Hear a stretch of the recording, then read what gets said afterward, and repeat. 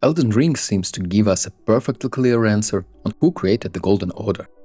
Marika removed Destined Death from the Elden Ring, sealed it inside Maliketh, and according to Anya, that was the very moment the Golden Order came into existence. Case closed. At least that's what I believed for a long time. But there is a trick here. Almost everything we actually associate with the Golden Order, its philosophy, its ideology, even its most famous champion, doesn't point toward Marika. It points toward Radagon. And that is why now I don't think Marika created the Golden Order that shaped the lands between. I think she created the conditions that made it possible.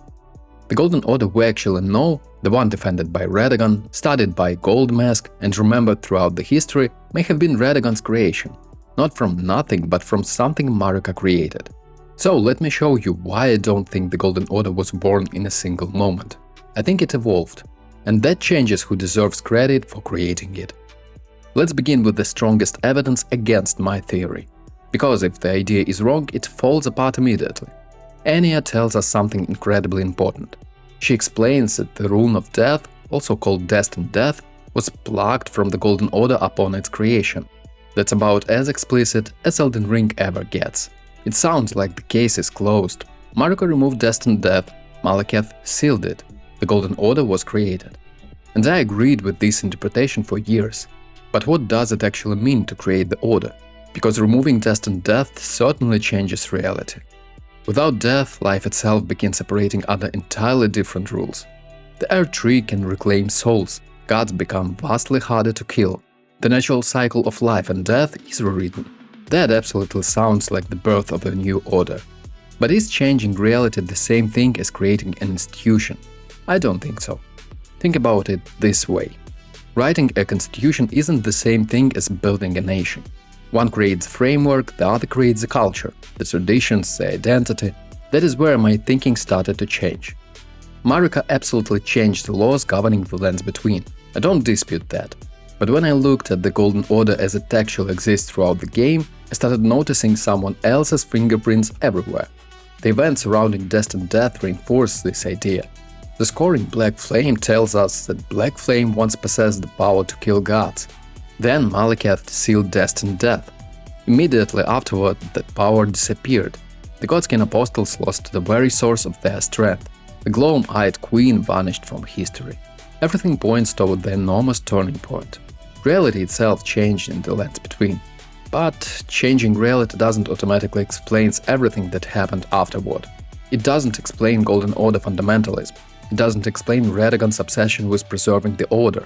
It doesn't explain why the Golden Order gradually absorbs opposing beliefs instead of remaining fixed forever. Those developments happened later. And that is where I think people accidentally compress hundreds of years of history into a single event. We often treat the Golden Order as though it appeared fully formed, and the instant Destined Death disappeared. But what if that isn't what happened? What if sealing Destined Death was only the beginning? The more I thought about it, the more another comparison came to my mind. Imagine planting the first tree in an empty field. Years later, someone builds roads around it. Cities grow beside it. People create laws, traditions, and religions centered around it. Who created that civilization? The person who planted the tree or the people who built everything around it? The answer isn't obvious anymore. And I think Elden Ring asks us exactly that question.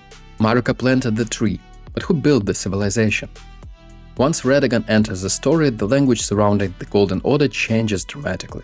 There are countless references to things being golden long before Radagon becomes Elden Lord. The golden lineage, golden grace, golden stars, golden armor, incantations. Gold is everywhere. But references to the Golden Order itself are surprisingly rare. Instead, early history repeatedly refers to something called the Order of the Earth Tree. At first I assumed those names meant exactly the same thing. But the Elden Ring game lore goes out of its way to distinguish them often enough that I stopped taking that for granted. Muriel gives us one of the best examples. When he describes Radagon's marriage to Rennala, he says, "The Order of the Earth Tree and the fate of the Moon were conjoined." Not the Golden Order, the Order of the Earth Tree. That wording feels deliberate, because by the time we actually meet Radagon or learn about his legacy, everything revolves around the Golden Order instead. His very title is Radagon of the Golden Order, not Radagon of the Earth Tree, not Radagon of Grace. the Golden Order. That isn't a small distinction. Titles matter in Elden Ring. They are chosen gracefully. Godfrey is the first Elden Lord. Malenia is a blade of Miquella. Maliketh is a black blade. Titles define identity. So why is Radagon's identity inseparable from the Golden Order itself? That question wouldn't leave me alone. Then I started looking at what Radagon actually does throughout the history. Every major action points to the same direction. He studies the Golden Order. He leads Golden Order fundamentalism.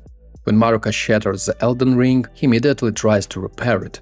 His entire purpose seems devoted to preserving the Order exactly as he believes it should exist. And so, maybe Radagon wasn't simply loyal to the Golden Order. Maybe he helped define what it became. Because Elden Ring repeatedly shows us that Order isn't permanent. Every ending proves that. When the Tarnished becomes Elden Lord, we don't merely repair the Elden Ring. Several endings completely reshape it. The Mending Rune of the Perfect Order creates one reality. The Duskborn ending creates another. The Fell Curse creates yet another. The ring stays, the Order changes. That is an incredibly important distinction. It tells us that the Order isn't just the Elden Ring itself. It's a kind of interpretation of the Elden Ring, a philosophy, a structure, a set of governing principles. From that perspective, Radagon's role looks very different. If a Tarnished can reshape reality by changing the Order, why couldn't the Elden Lord influence the Order long before us? Maybe Radagon didn't create the Golden Order from nothing. Maybe he did something far more interesting. He may have transformed Marika's foundation into the real Golden Order that the Lands Between history remembers. There is another one uncomfortable question. If Radagon truly shaped the Golden Order we recognize, why do some characters talk as if the Golden Order already existed long before Radagon became Elden Lord? At first I couldn't answer that. I almost abandoned the theory because of it. Then I started reading the particular piece of dialogue much more carefully. Sorcerer Roger says something fascinating. He explains that Raya Lucaria once followed laws that contradicted the Golden Order, yet those practices were eventually absorbed into it. That sentence creates a huge problem. If Raya Lucaria was already contradicting the Golden Order before Radagon married Renala, then the Golden Order clearly existed earlier than I was suggesting. For a while I thought that my theory breaks.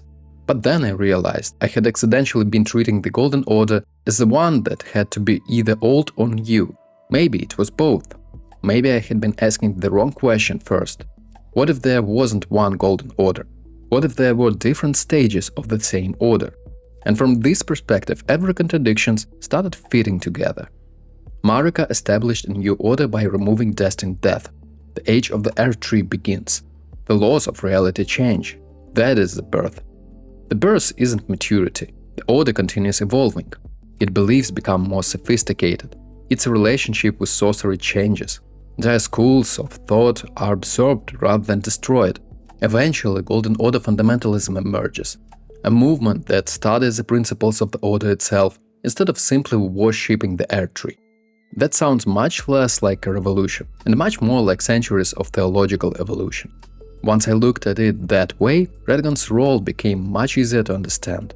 He didn't have to invent the Golden Order, he simply became the person who transformed it. That would explain why almost everything we recognize today, the scholarship, the philosophy, the fundamentalism, is associated with him instead of Marika. He is not the founder, he is the architect, and those aren't the same thing. One detail keeps reinforcing that idea. Marika herself eventually says, "I declare mine intent to search the depth of the Golden Order." And that line implies something unexpected. Even Marika is still trying to understand the system she rules. She is no longer simply leading through faith, she is studying it. She even says that the days of the blind belief are over.